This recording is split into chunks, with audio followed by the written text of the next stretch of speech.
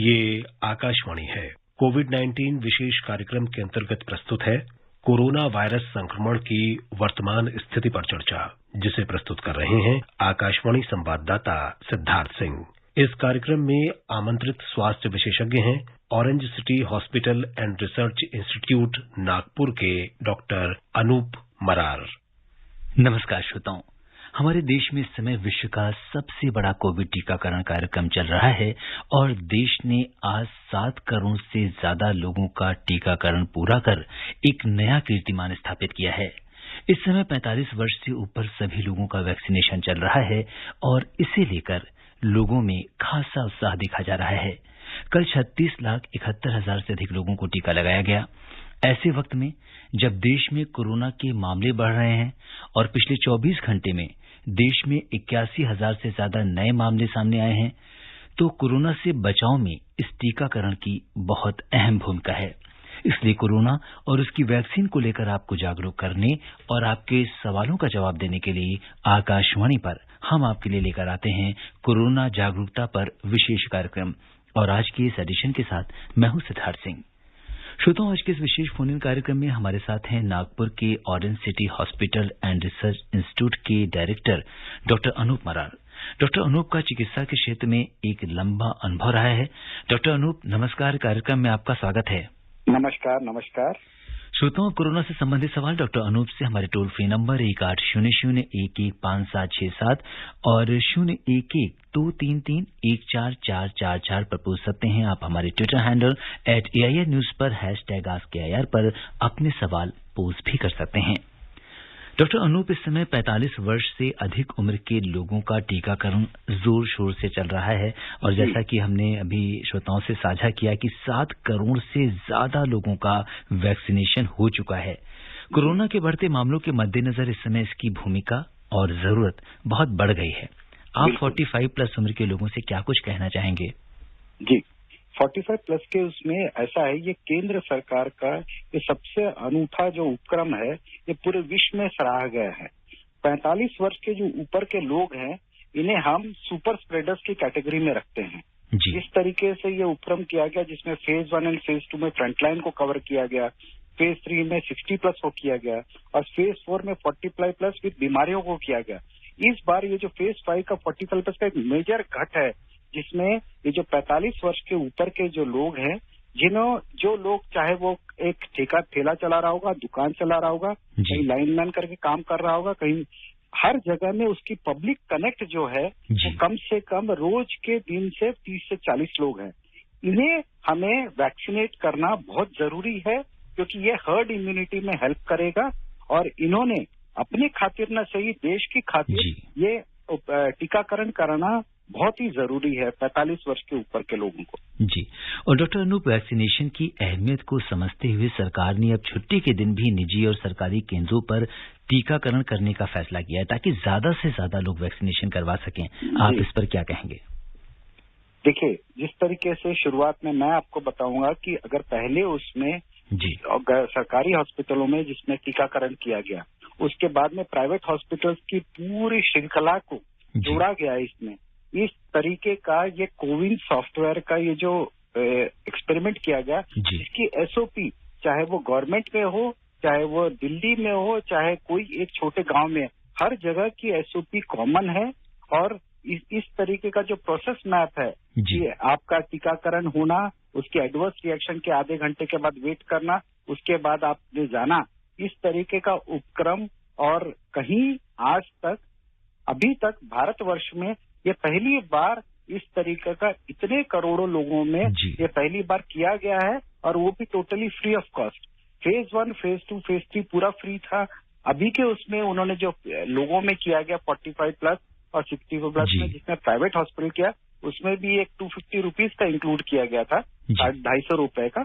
और उसमें ये उपक्रम के लिए लोगों को जिस तरीके से जितने सारे प्राइवेट हॉस्पिटल्स को एक जोड़ के रखा हुआ है और ये एक जॉइंट टीम वर्क के तरीके से जो किया गया है, ये अभी तक चालू है और ये बहुत प्रशंसनीय है।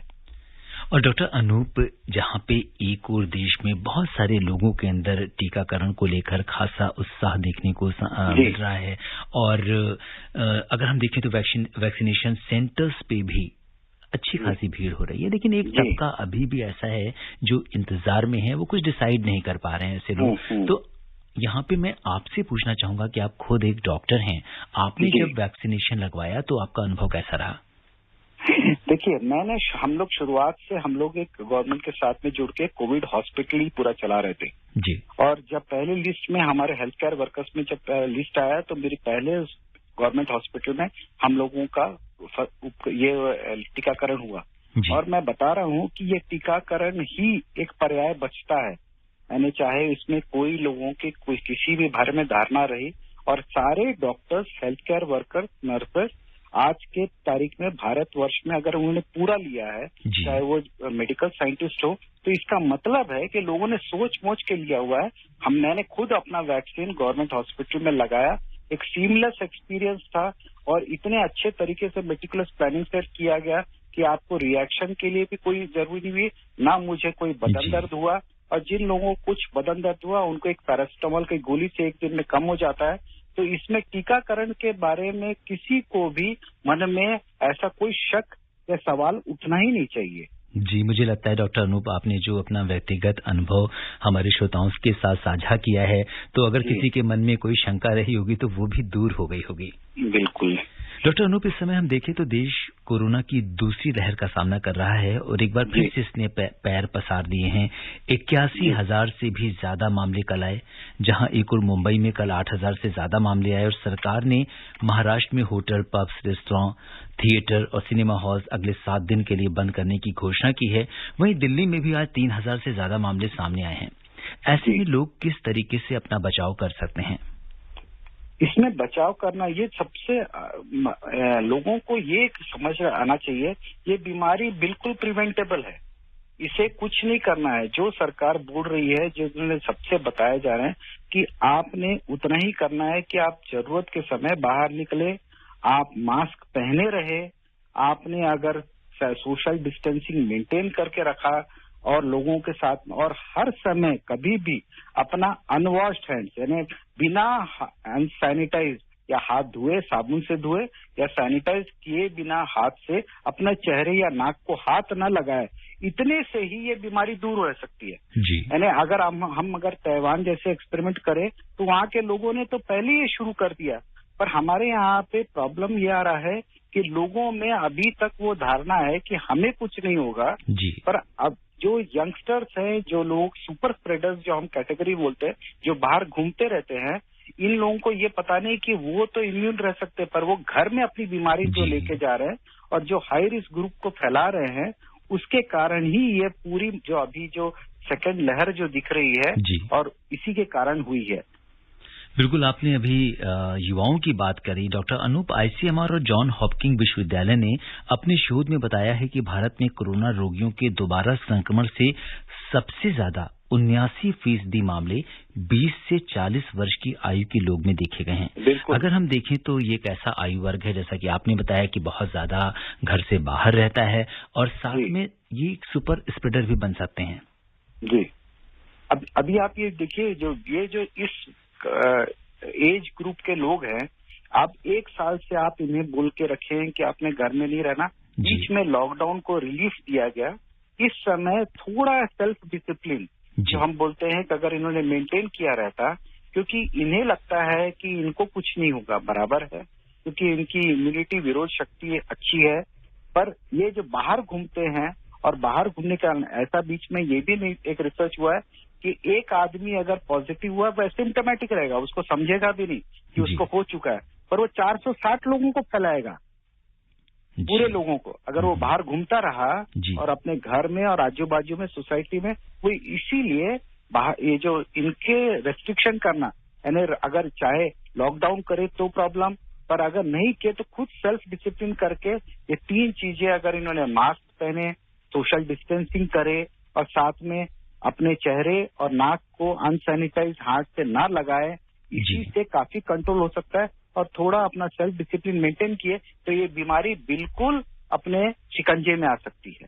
डॉक्टर अनूप, आपने ये बहुत अच्छी बात करी जो सिर्फ डिसिप्लिन की है, क्योंकि यहाँ पे खाली सरकार के ही विभिन्न कदम उठाने से कोरोना रुकने वाला नहीं है जब तक हम आम लोग अपनी जन भागीदारी नहीं करेंगे। डॉक्टर अनूप, आप पीडियाट्रिशियन हैं, बच्चों की चिकित्सा में आपका एक लंबा अनुभव रहा है। आपसे जानना चाहेंगे कि कोविड के इस दौर में बच्चों को स्पेशली क्या खास सावधानियां बरतनी चाहिए? बच्चों में कैसा है कि जैसे आपको मैं बता रहा हूँ कि बच्चों में ज्यादा प्रॉब्लम होते नहीं। ये एज ग्रुप जो अफेक्टेड है, इनमें इम्यूनिटी और विगोरस शक्ति अपनी अच्छी बन जाती है। पर जो बच्चे अभी जो एज ग्रुप है, एडोलेसेंट एज ग्रुप, जो लोग कोचिंग क्लासेस में जा रहे हैं, स्कूल चालू हो गए, इसमें अगर अभी शुरुआत की गई कि उनके हित में की गई कि अगर अपने उनके पढ़ाई में कोई रुकावट ना आए, पर अगर इस समय में भी इसी तरीके से जन भागीदारी के तौर पे अगर उन्होंने अपने तरीके से सिर्फ थोड़ा मास्क पहनना और सैनिटाइजेशन करना, ये एक जो अपने पुराने शास्त्रों के दरमियान से लिखा हुआ है कि हम लोगों ने अपने आप को साफ सुथरा रखने की जो कार्यक्रम है, जो हाथ धोए बिना अपने खाना नहीं खाना, हाथ धोए बिना चेहरा हाथ नहीं लगाना, ये जो अपने को बताया गया था, यही बीमारी को रोकने में अपने सक्षम रहने वाली है। सरकार बहुत, केंद्र सरकार ने, भारत सरकार का जो उपक्रम हुआ है और जिस तरीके का तरीका हुआ है, मैं बता रहा हूँ कि पूरे विश्व में सराहा जा रहा है कि पर पूरे भारत में इतने लोगों को कंट्रोल करना और सेल्फ डिसिप्लिन करना, और स्पेशली ये जो एडोलेसेंट बच्चे, छोटे बच्चे, उनका कोई प्रॉब्लम नहीं है, पर ये जो एडोलेसेंट बच्चे हैं जो कोचिंग क्लासेस जा रहे हैं, जो अपने स्कूल्स में जा रहे हैं, 9, 10, 8, 9 के बच्चे, ये जिस तरीके से स्कूल में जाके वापस अपने घर आएंगे, उन्हें कोई तकलीफ नहीं होगी, पर वो घर वालों को जो फैलाएंगे उसके बारे में ही सारे साइंटिस्ट और मेडिकल फ्रेटर्निटी को डर है। जी, और मुझे लगता है कि जो भी स्टूडेंट्स, जो भी बच्चे आपकी बात सुन रहे होंगे डॉक्टर अनूप, उन्होंने जरूर इस बात पे ध्यान दिया होगा कि they can become a super spreader. इसलिए अपने घर में अपने बड़ों को, अपने माता पिता को बचाने के लिए वो सभी सावधानियों का पालन करेंगे। और इस बीच पूरे देश से श्रोता इस कार्यक्रम से जुड़ रहे हैं, और आज के हमारे पहले कॉलर हैं छत्तीसगढ़ से परमेश्वर कुमार साहू जी। परमेश्वर जी नमस्कार, कार्यक्रम में आपका स्वागत है। नमस्कार जी परमेश्वर जी, बताइए क्या जानना चाहते हैं आप? हेलो हेलो जी परमेश्वर जी, आपको हमारी आवाज आ रही है? हेलो हेलो जी परमेश्वर जी, स्वागत है आपका कार्यक्रम में। आपकी आवाज हम सुन पा रहे हैं, अपना सवाल पूछिए।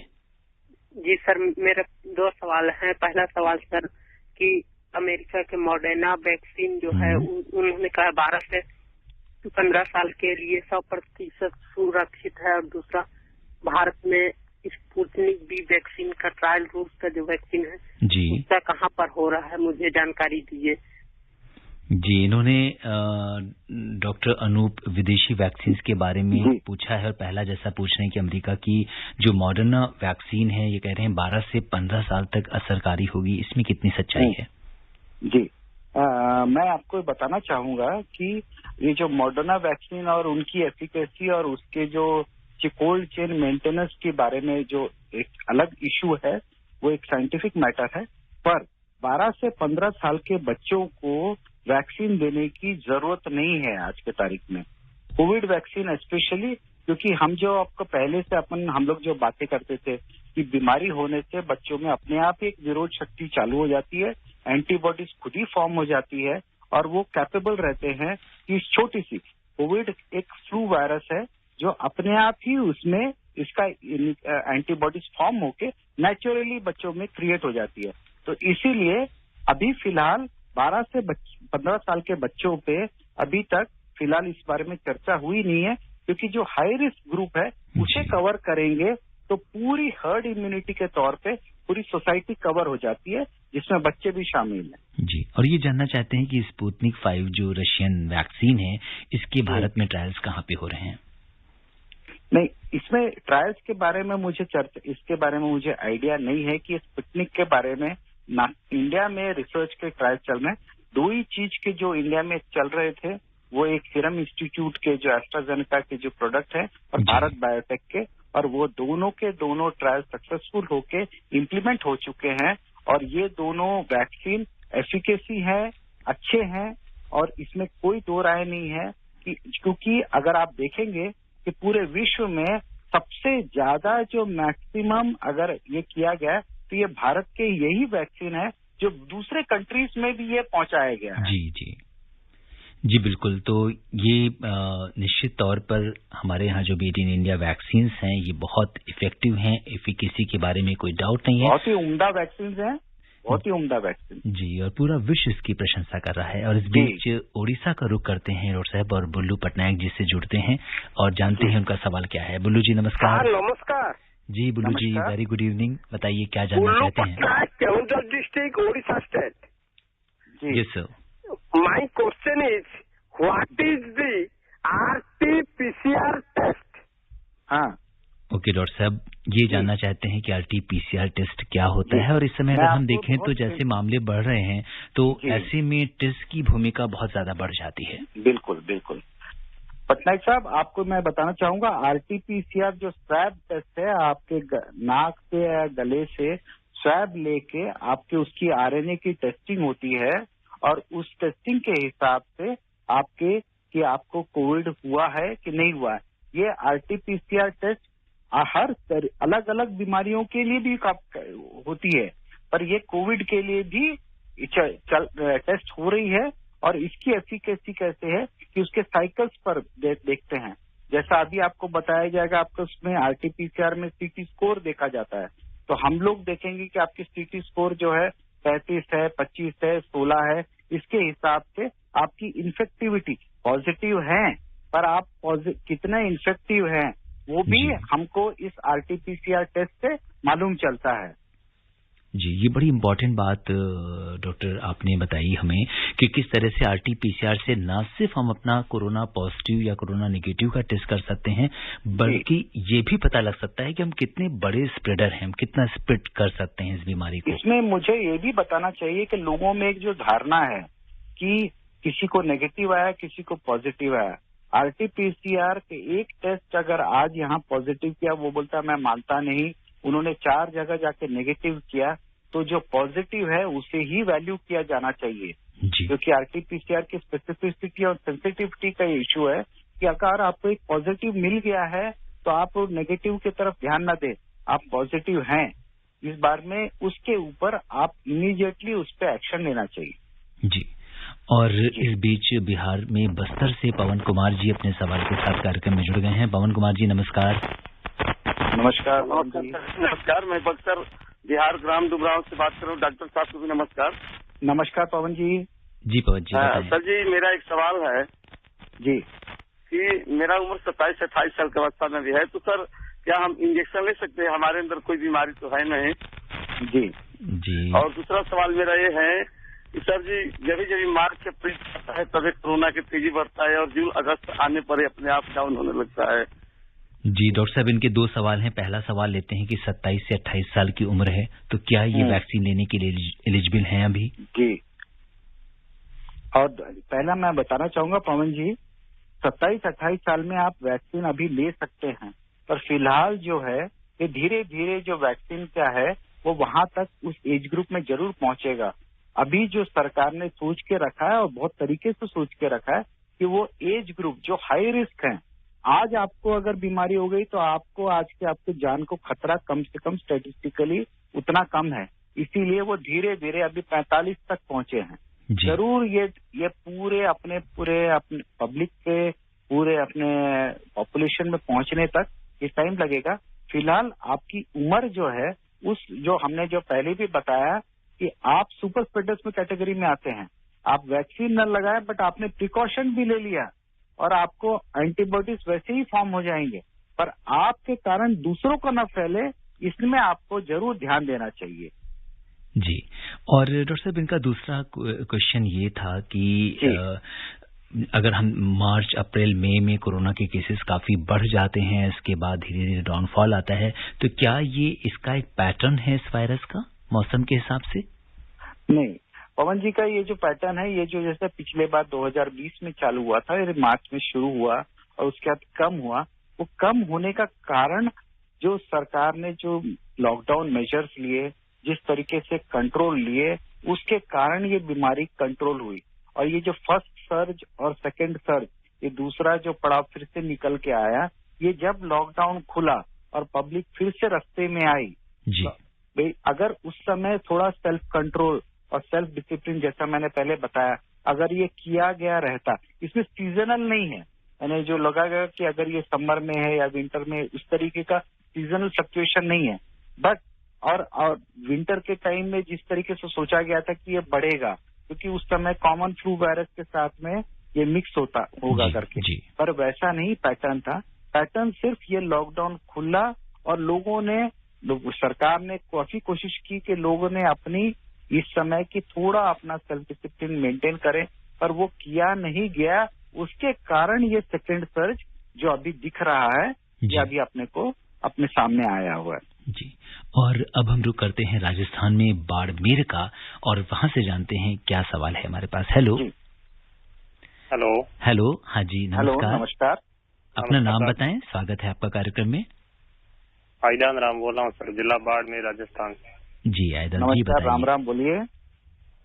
पहला सवाल तो साहब ये है कि जो टीका लगता है ना, उसमें रिएक्शन की संभावना बिल्कुल भी नहीं है। अगर मान लो नहीं है तो बढ़िया है, और है तो इनका इलाज भी है वापस। जी डॉक्टर अनूप, ये जानना चाहते हैं अगर किसी को वैक्सीनेशन से एलर्जी हो जाए या कोई रिएक्शन हो जाए तो ऐसे में क्या उसका समाधान है हमारे पास?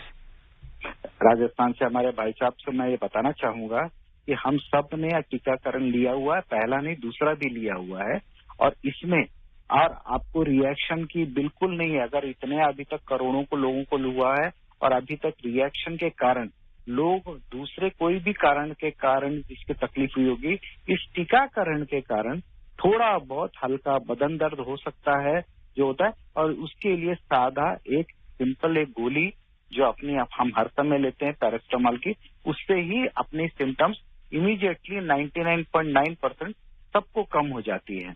पर वो होना जरूरी है, क्योंकि अगर लोग बोलते हैं कि जिसके अंदर में विरोध शक्ति है और जब वैक्सीन लगाते हैं तो शरीर फाइट करता है और एंटीबॉडीज फॉर्म करता है, उसके कारण थोड़ा बदन दर्द वगैरह रहता है, पर वो एक दिन में या 2 दिन में ठीक भी हो जाता है।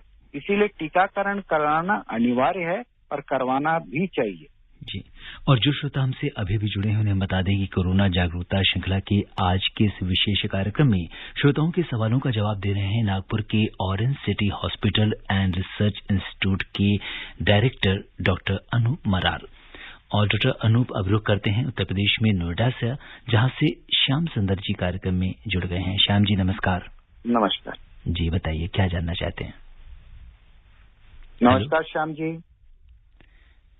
हेलो श्याम जी। हेलो जी, आपको हमारी आवाज आ रही है? जी सर। जी बताइए, अपना सवाल पूछिए। जी, मेरा सवाल ये था कि कोविशील्ड का पहला डोज लगने के बाद में जी जो दूसरा डोज लगता है उसके बीच में कितना गैप हमें रखना चाहिए कि सेकंड डोज जो है वो ज्यादा बेनिफिशियल हो अपने लिए? जी डॉक्टर अनूप, बड़ा अहम सवाल इन्होंने पूछा है, क्योंकि जैसा कि इसकी जो सेकेंड डोज को दोबारा से रिवाइज भी किया गया था कोविशील्ड का, तो एक बार आप चाहते हैं कि इसको दोबारा से आप बता दें। जी, श्याम जी ने बहुत बेहतरीन सवाल पूछा है। कोविशील्ड जो मैक्सिमम सब लोगों ने लगाया, जब मैंने भी लगाया है, इसके शुरुआत में जब हम लोग ने लगाया तो हमने 4 हफ्ते का गैप रखा था। अभी ये जो बोला जा रहा है, क्योंकि पहला उसमें लगा के दूसरे बार लगाए तो 6 से 8 हफ्तों में एंटीबॉडीज और जनरेट होते हैं। शुरुआत में सरकार ने जो 4 हफ्ते में इसलिए बोला गया था कि पहले के बाद में वैक्सीन लगाने के बाद में दूसरा लगा रहे हैं, 4 हफ्ते के बाद इमीडिएटली लगाएं, क्योंकि एक्सपोजर रेट ज्यादा था हेल्थ वर्कर्स में जो हॉस्पिटल्स में काम कर रहे हैं उसमें, और सेकेंड डोज के 3 हफ्ते के बाद में एंटीबॉडीज दिखेंगे। पर अगर अभी साइंटिफिकली पूछा जाए तो आप 6 से 8 हफ्ते का गैप अगर कोविशील्ड के वैक्सीन के बीच में रखें तो आपके एंटीबॉडीज जो बन रहे हैं वो ज्यादा मात्रा में दिखेंगे। पर यह बात जरूर है कि इस पहला और दूसरे वैक्सीन, लोगों में ये धारणा जरूर है कि एक बार वैक्सीन लगा लिया या दूसरे बार भी वैक्सीन लगा लिया तो अभी हम कोविड से प्रोटेक्टेड हैं। ये कभी नहीं हो सकता। कोविड के उससे बीमारी की दूसरे वैक्सीन के 3 हफ्ते के बाद में भी इतनी एंटीबॉडी आती है कि आपको कोविड की सीवियरिटी कम रहे, यानी उसकी बीमारी की मात्रा कम रहेगी। कोविड पॉजिटिव जरूर हो सकते हैं, तो आपको बाकी सब कड़ाई की, यानी जिस तरीके से आपको मास्क पहनना है, सोशल डिस्टेंसिंग करना है और आपको सैनिटाइजेशन करना है, ये बहुत जरूरी है। ये आप लोगों में एक जो फिक्सचर है कि पहली वैक्सीन के बाद में आज तो पहला लग चुका था, अभी कोविड हुआ, ये हो ही नहीं सकता जी। दूसरे वैक्सीन के 3 हफ्ते के बाद में ही एंटीबॉडीज उतने इनफ होते हैं कि आपको कोविड की सीवियरिटी से बचाए। जी। और इस बीच हम बिहार में दरभंगा का रुख करते हैं, जहां से मोहन पासवान जी हमारे साथ कार्यक्रम में जुड़ गए हैं। मोहन जी नमस्कार। नमस्कार सर। जी मोहन जी बोलिए। जी सर को प्रणाम। नमस्कार, प्रणाम। सर मैं प्रैक्टिस करता हूँ, गाँव के लोगों से जुड़ा हूँ सर, और यहाँ वैक्सीनेशन चल रहा है सर, तो कौन सा वैक्सीन मैं लूँ अच्छा रहेगा सर? और दूसरा है कि मेरा बचवा जो है रक्तदान किया है सर कुछ दिन पहले, तो उसको कौन सा टीका लेनी चाहिए और कितने दिनों बाद सर, और किन बातों पर ध्यान देनी चाहिए सर? मुझे दूसरा प्रश्न नहीं समझ में आया सिद्धार्थ जी। जी डॉक्टर साहब इनका ये सवाल लेते हैं। जी बताइए, दूसरा अपना रिपीट करिए। जी बचवा है वो रक्तदान किया है सर। अच्छा, ओके, ब्लड डोनेट किया है उन्होंने। जी हाँ, तो कौन सा टीका सर कितने दिनों बाद लेनी चाहिए? ओके, तो डॉक्टर अनूप 2 सवाल हो गए। पहला सवाल तो इनका ये है कि कौन सी वैक्सीन लें, क्योंकि इस समय 2 वैक्सीन हैं, तो क्या दोनों में से कौन सी बेहतर है, ऐसा कुछ लग रहा होगा, तो इसके लिए आप क्या कहेंगे? जी, मैं आपको पहले बता देता हूँ कि कोविशील्ड और कोवैक्सीन जो भारत में अभी जिस तरीके से 2 जो कंपनियों की वैक्सीन चल रही है, इसके ऊपर पूरी अच्छी तरह से रिसर्च हो चुकी है और ये दोनों के दोनों वैक्सीन इक्वल तरीके से बेहतरीन है और इसमें कभी 2 पर्याय सिर्फ की मात्रा बढ़ने के कारण अपने यहाँ पे इतने लोग हैं, इस तरीके से इसके लिए 2 वैक्सीन की गई। इसमें दोनों में कोई भी आप डिफरेंस न सोचे, कोई भी अलग अलग है इस तरीके, इसमें चॉइस की बात ही नहीं है।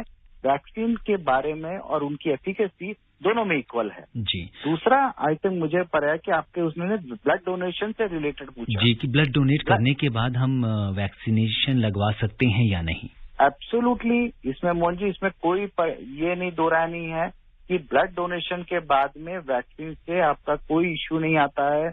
आप ब्लड डोनेशन आज कराए और आज भी वैक्सीन लगाए तो भी कोई उसमें कोई प्रॉब्लम नहीं है, कोई इश्यू नहीं है उसमें।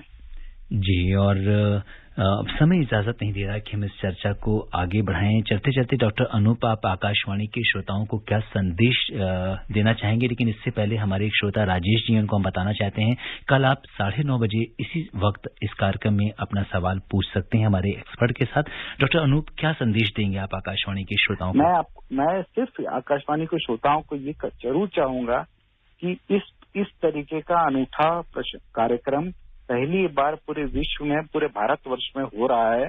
ये केंद्र सरकार का अनूठा कार्यक्रम है, इसमें सहभागी होए सब लोग। टीकाकरण के बारे में कोई क्वेरी नहीं। आजू बाजू में आपके 1 किलोमीटर 1.5 किलोमीटर के रेडियस में टीकाकरण की सुविधा की गई है, चाहे वो सरकारी हो चाहे वो प्राइवेट हो। यहाँ जाके टीकाकरण करवाएं, क्योंकि टीकाकरण ही एक पर्याय है। टीकाकरण के साथ साथ आपने ये जरूर समझ लेना है कि टीकाकरण के साथ साथ आपने अपने ये जो 3 पर्याय हैं। बिल्कुल डॉक्टर अनूप, जी समय बहुत कम है। आप कोविड-19 के इस विशेष कार्यक्रम से जुड़े और आपने श्रोताओं के प्रश्नों का उत्तर दिया। आपका बहुत बहुत धन्यवाद और आभार। धन्यवाद। श्रोताओं, आपसे यही कहेंगे कि डॉक्टर अनूप ने आपको कोरोना से बचने के लिए जो भी सावधानियां बताई हैं, आप उनका पालन कीजिए। आप स्वस्थ और खुशहाल रहें, इसी कामना के साथ दीजिए मुझे अनुमति। नमस्कार। कोविड-19 विशेष कार्यक्रम के अंतर्गत अभी आप सुन रहे थे कोरोना वायरस संक्रमण की वर्तमान स्थिति पर चर्चा, जिसे प्रस्तुत कर रहे थे आकाशवाणी संवाददाता सिद्धार्थ सिंह। इस कार्यक्रम में आमंत्रित स्वास्थ्य विशेषज्ञ थे orange City Hospital and Research institute Nagpur के डॉक्टर अनूप मरार। ये कार्यक्रम आकाशवाणी के समाचार सेवा प्रभाग द्वारा प्रस्तुत किया गया। इसे आप हमारे mobile app news on AIR पर भी सुन सकते हैं। इस कार्यक्रम के संबंध में अपनी प्रतिक्रिया आप हमें ईमेल कर सकते हैं। पता है AIRNSDtalks@gmail.com।